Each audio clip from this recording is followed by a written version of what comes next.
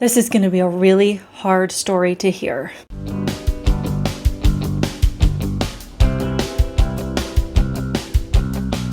Welcome to my channel, Outspoken Samantha. If you are new here, welcome. Be sure to hit that subscribe button. And if you're returning, welcome back. I appreciate your continued support. And I hope that you are subscribed as well. Also, be sure to head on over to Rumble and find me there under Outspoken Samantha because we do want to continue to support these platforms that support free speech. So I just want to preface this video by saying this is going to be a very difficult story to hear. I think a trigger warning is appropriate as we will be talking about sexual assault. I do understand if this is not a story that you want to stick through, that these are details that you might not want to listen to, but I wanted to put that out there first to give you the option to skip this video and join me in the next one. That being said, let's get into it. A couple of weeks ago, a story came out that a 6-year-old girl at a elementary school in Plainview, Texas, was pulled under a desk by another student and forced to perform a sex act on that student, while other students encouraged this boy's behavior, and one of them even recorded the incident on an iPad. The family had no idea at the time that this happened, and they weren't told by a teacher, they weren't told by the principal, they weren't told by anybody in the school. The district didn't even acknowledge that this happened until they were forced to in response to public outcry. It wasn't because it was weighing on their conscience. It wasn't because they wanted to recognize the pain of this little girl. It was because they were caught and could no longer sweep the issue under the rug. And the only reason that there was a public outcry to respond to was because the little girl worked up enough courage to tell her family what happened, and her family made a public issue of it. According to an article in the New York Post, it says, enraged parents of a Texas first grader say their daughter was forced to perform a sex act on another student in the classroom as other students looked on, and as one recorded the horrifying assault on a school-issued iPad. About 200 infuriated parents protested outside the administrative offices of the Plainview Independent School District on Friday, chanting, "Be their voice," as they expressed dismay over the school's botched response to the alleged assault. The April 19th incident at Plainview South Elementary only came to light when a parent spread the word on social media, the Plainview Herald reported. The district first acknowledged the assault a week later, following public outcry.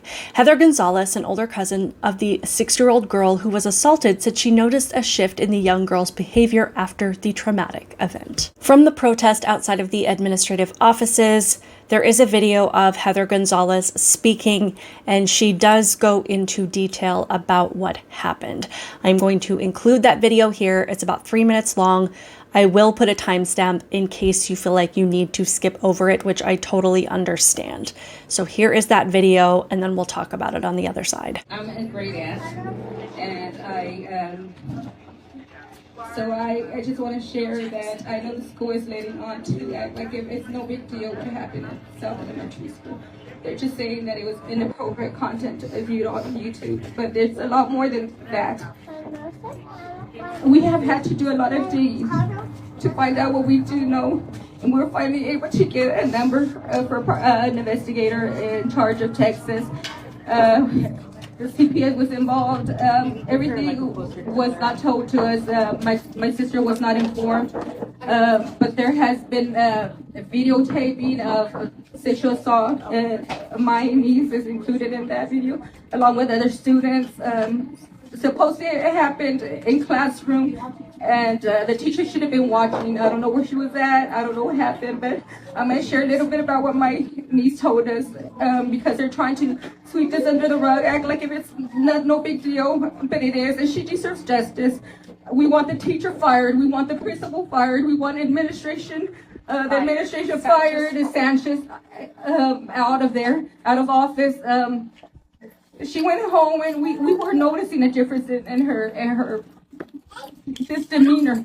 You know, she wasn't sleeping well. She was had bags under her eyes. She wasn't eating like she used to eat. She started peeing in the bed again. You know, just so many things. Anger. Her stomach was always hurting. And, you know, after digging and, you know, we were able to get the number because, you know, we demanded, you know, a phone number from this investigator, and the principal finally gave us a number. We called him, and he was able to share some of what he says was on the video, but he said it included my niece performing,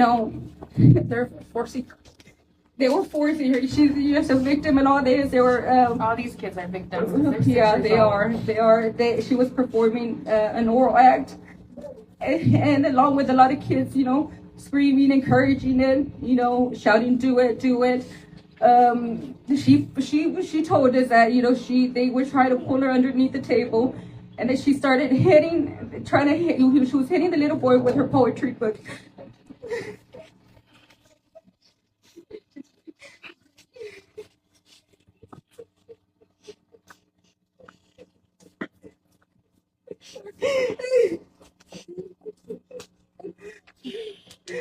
Okay, yeah. No. She was hitting him with her poetry book, and he wouldn't stop, and then he somehow pulled her legs, and she fell to the floor, and he pulled her underneath the table, and then he started pushing her head towards his private, and I told her, "What did you do next?" And she said, "Well, I started hitting him with my hand. I kept on saying, 'Stop, stop, stop.'" And as she was saying that, what she said, that he kept on pulling her head towards his private, and that his penis went inside her mouth.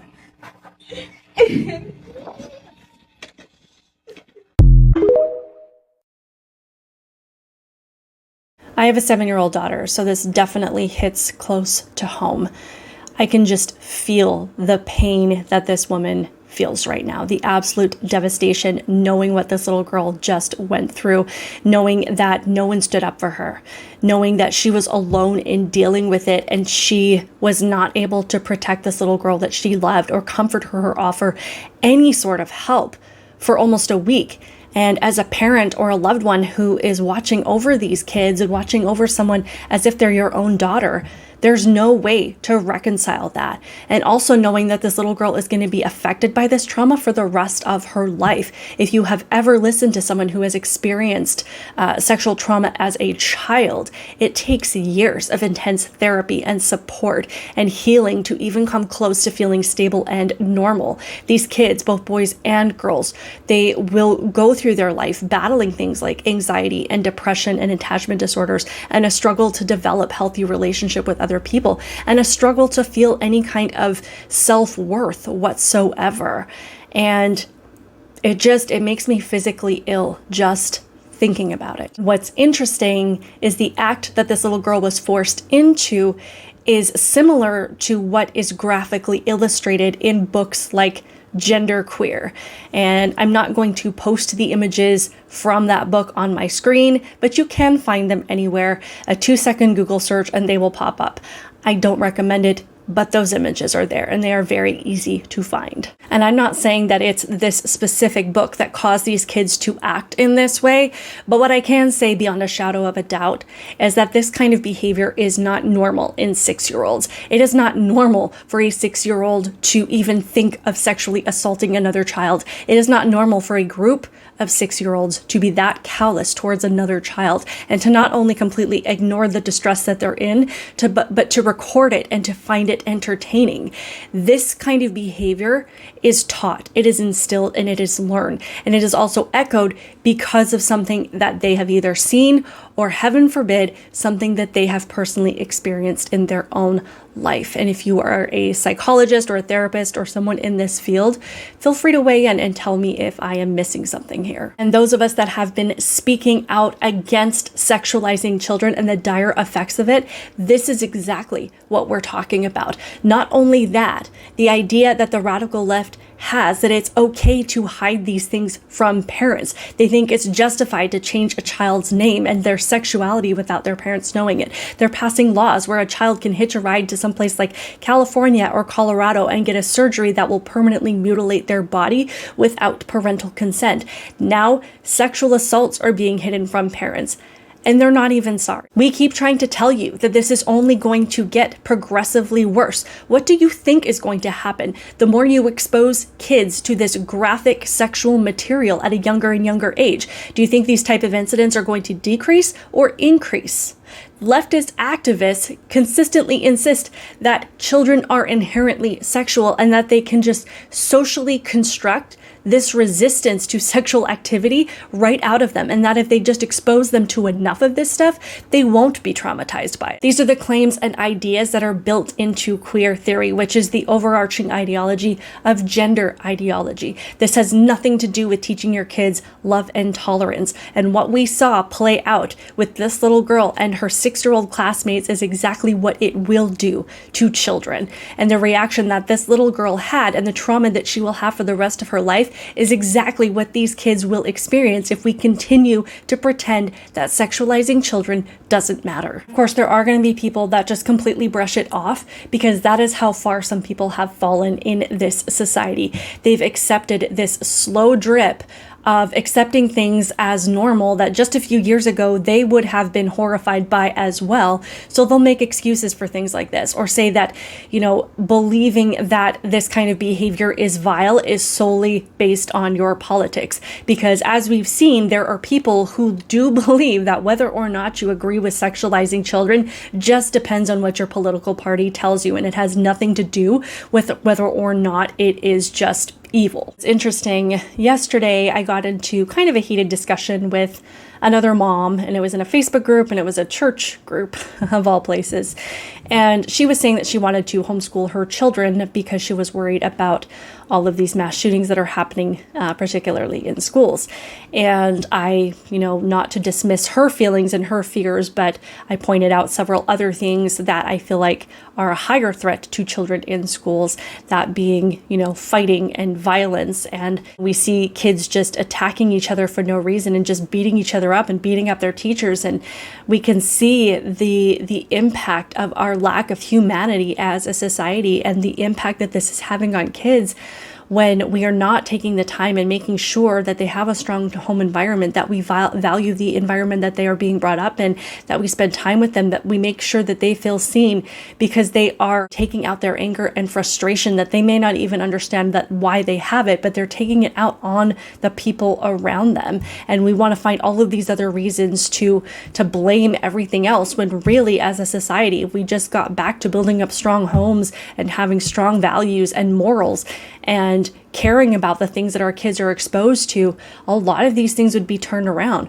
But I have to say, when I heard this story yesterday, I am far more concerned about something like this happening than I am about a mass shooting. And I'm not saying that that isn't in the back of my mind pretty frequently, but all of these things that are happening in schools, when I can see how our kids are being dehumanized, the impact that the material that they are being exposed to is having on them, that concerns me far more at this point.